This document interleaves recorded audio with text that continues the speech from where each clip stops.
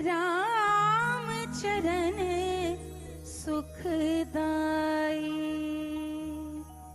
Big magic Ganga के सभी दर्शकों को मालिनी अवस्थी का राम राम, नमस्कार और प्रणाम। साथ ही साथ बहुत बहुत स्वागत।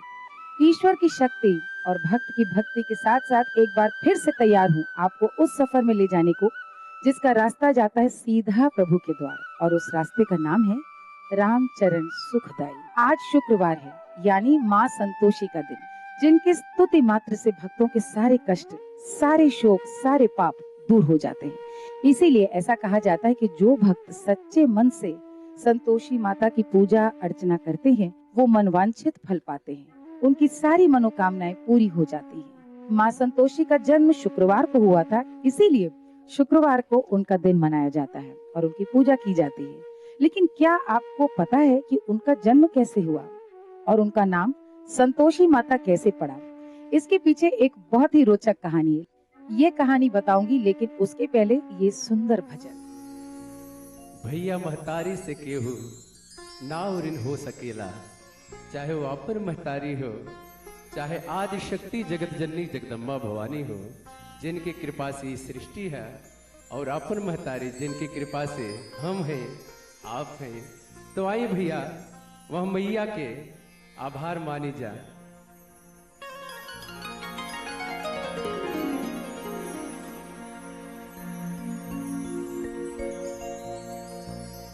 बिन मांगे भरी देहलु भंडार,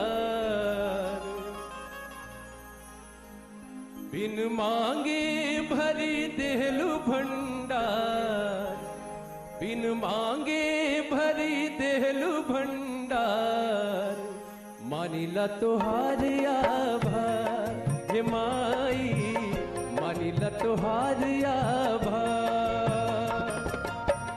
बिन मांगे भरी देहलु भंडार, बिन मांगे भरी देहलु भंडार, मानिला तोहार आभार हे मैया, मानिला तोहार आभार हे माई, मानिला तोहार आभार।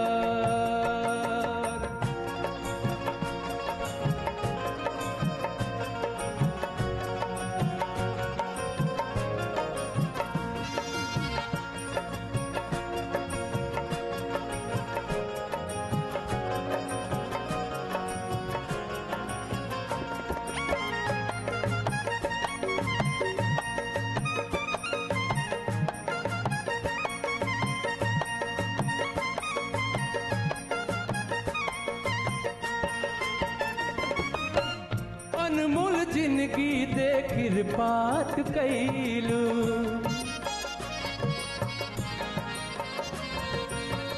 जन्म जन्म के माई भगिया जगैलू।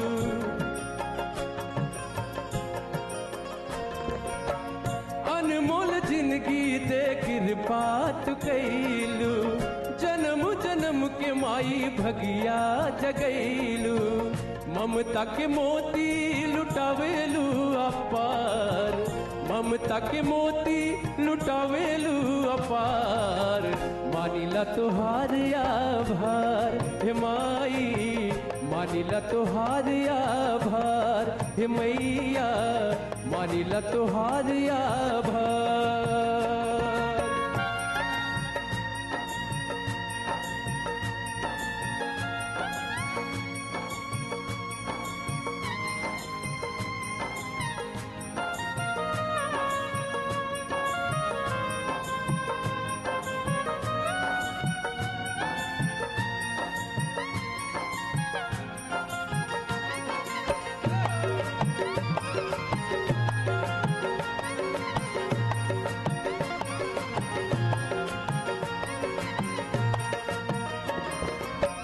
तोहरे भरोसे माई हमरो घर बार बार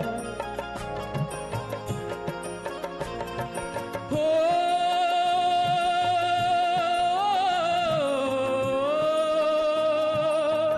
मैया रे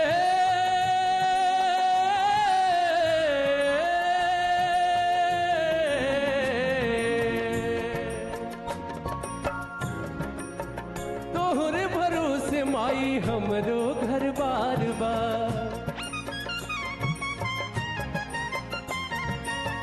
डूबे नहीं नैया हाथे तोहरे पतवार बा।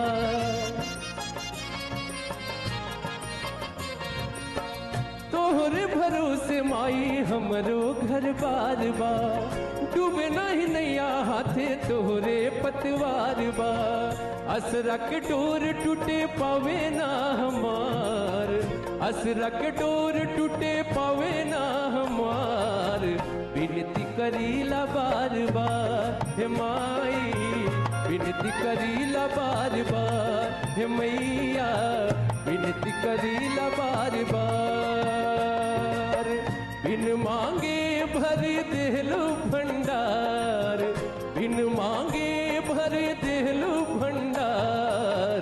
मानिला तोहार आभार हे माई, करीला तोहार आभार हे मैया, मानिला तोहार आभार हे माई, मानिला तोहार आभार हे मैया, मानिला तोहार आभार। संतोषी माँ के जन्म को लेकर एक बड़ी ही रोचक कहानी, और मैंने आपसे वादा किया था कि ब्रेक के बाद मैं आपको एक कहानी सुनाऊंगी। कहते हैं कि एक बार रक्षाबंधन के दिन गणेश जी की बहन मनसा उन्हें राखी बांधने आई। भगवान गणेश जी के दोनों पुत्र शुभ और लाभ रक्षाबंधन को लेकर बड़े उत्सुक थे। दोनों पुत्रों ने अपनी बुआ मनसा को गणेश जी के हाथ पर एक धागा बांधते देखा। गणेश जी ने उन्हें सुखी और खुशहाल जीवन जीने का आशीर्वाद दिया। गणेश जी के दोनों पुत्र ये सब देख रहे थे और सोच रहे थे कि एक मामूली सा धागा बांधने के बदले पिताजी ने बुआ को इतना सारा आशीर्वाद दे दिया, ऐसा क्यों? तब गणेश जी ने रक्षाबंधन के महत्व को समझाया। ये बताया कि मात्र धागा नहीं, ये नाता है विश्वास का, रक्षा का वचन है। रक्षाबंधन के महत्व को सुनकर दोनों बड़े प्रभावित हुए और गणेश जी से एक बहन की मांग करने लगे। जो अपने सभी भक्तों की मनोकामना को पूरी करते हो, ऐसे गणेश जी अपने बेटों की इच्छा को भला पूरी नहीं करते। वे हंसे और मुस्कुराने लगे। लेकिन क्या ये इच्छा पूरी हुई? और पूरी हुई तो कैसे हुई, ये कहानी बताऊंगी, लेकिन उसके पहले ये सुंदर भजन।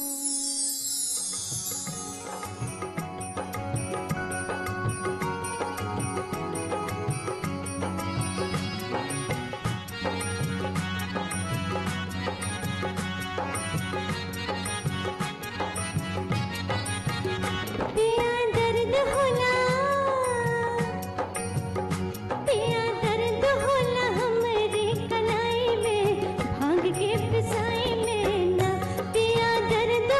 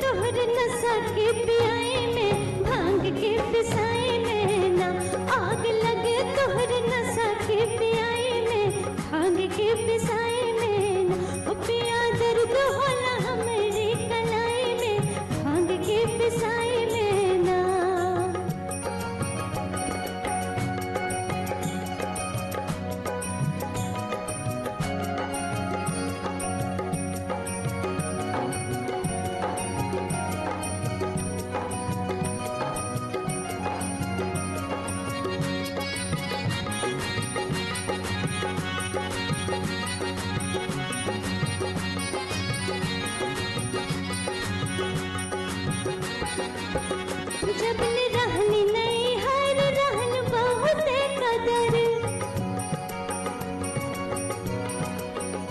जब ले रहनी नहीं हर रहन बहुत कदर, रहन बहुत कदर, रहन बहुत कदर। डूब रंगने हम, डूब रंगने हम रोटी की पवाई में, भांग की पिसाई में ना। डूब रंगने हम रोटी की पवाई में, भांग की पिसाई में ना। पिया दर्द होला हमरे कलाई में, भांग की पिसाई में ना। पिया दर्द होला हमरे कलाई में, भांग की पिसाई में ना। पिया दर्द होला हमरे कलाई में, भांग की पिसाई में ना। पिया दर्द होला हमरे कलाई में, भांग की पिसाई में ना। पिया दर्द होला हमरे कलाई में, भांग की पिसाई में ना। पिया दर्द होला हमरे कलाई में, भांग की पिसाई में ना। उस दिन शुक्रवार था।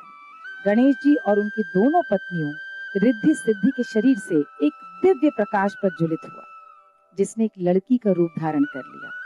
माँ के एक नए रूप के अवतार लेने पर आकाश लोक से सभी देवताओं ने, सभी देवगणों ने फूलों की बारिश की। उन्होंने अपने दोनों भाइयों शुभ और लाभ के कलाई पर प्रकट होकर राखी बांधी।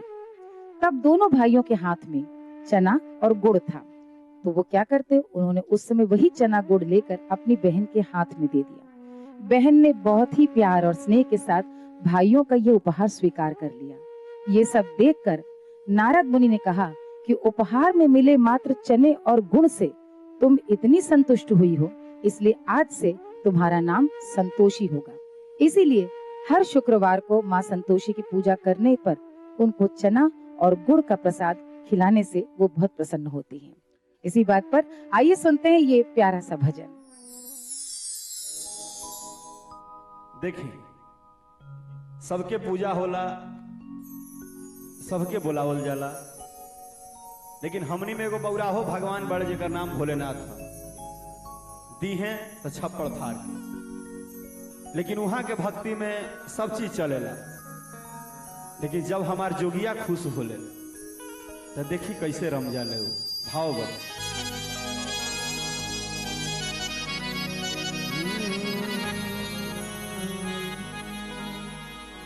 हमार जोगिया हो, हमार जोगिया, कि हमार जोगिया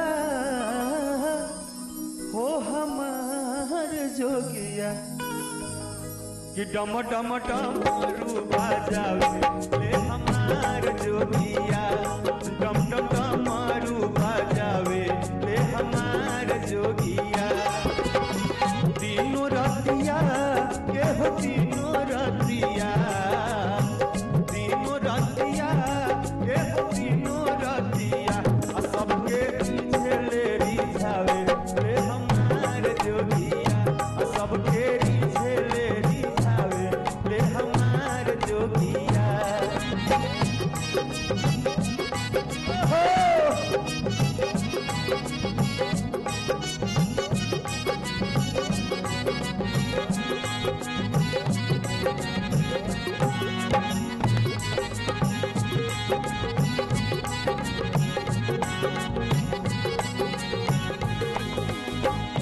यहाँ में एगो खासियत है, जे भी जाला गरीब अमीर जैसे जाए, खुद पहाड़िए पर रही ले, लेकिन देखी कृपा का है।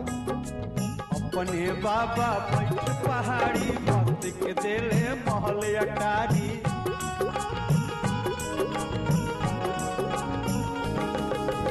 भैया तनी और आवा, कि अपने बाबा बैठ पहाड़ी, भक्त के देले महल अटारी।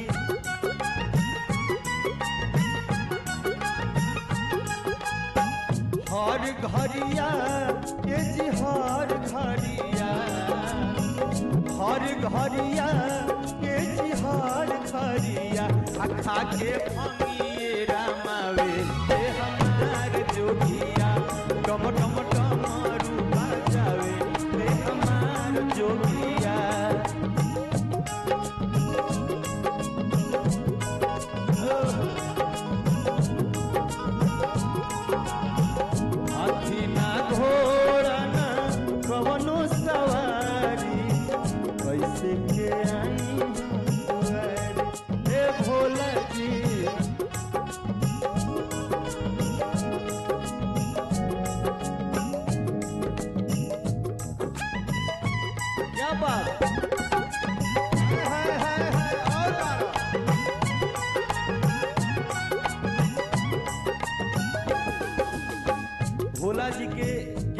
ऐसा रहेला कि जहे ताक दिए वही जे अजूर हो जाए। उनके ही कृपा से दुनिया चलता है जोरा में।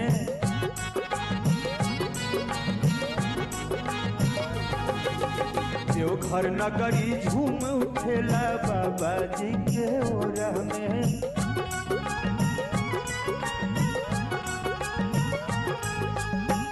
एक बतिया के जी एक बतिया, एक बतिया के जी एक बतिया, सारा दुनिया सुनावे ताई एक बतिया।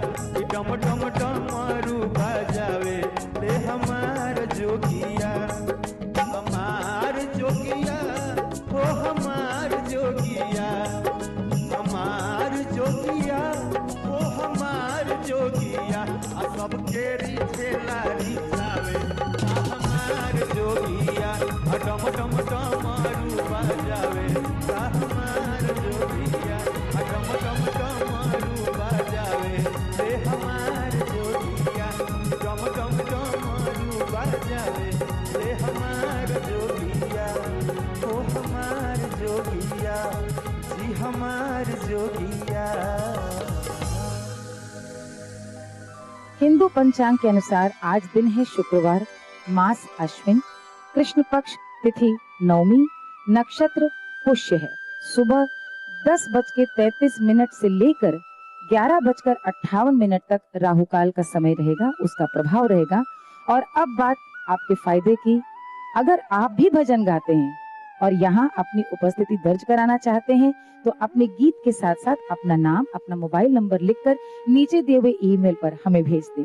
आपका भजन यदि हमें पसंद आया तो आपको भी यहाँ दरबार में आकर के गाने का मौका मिलेगा। और अब विदा लेने से पहले आज का सुविचार, सब्र एक ऐसी सवारी है जो अपने सवार को कभी गिरने नहीं देती, न किसी के कदमों पर और न किसी की नजरों में। इसी के साथ अपनी मालिनी अवस्थी को दीजिए इजाजत। अगले एपिसोड में भक्ति रस में डूबने के लिए एक बार फिर होगी हमारी भेंट। नमस्कार।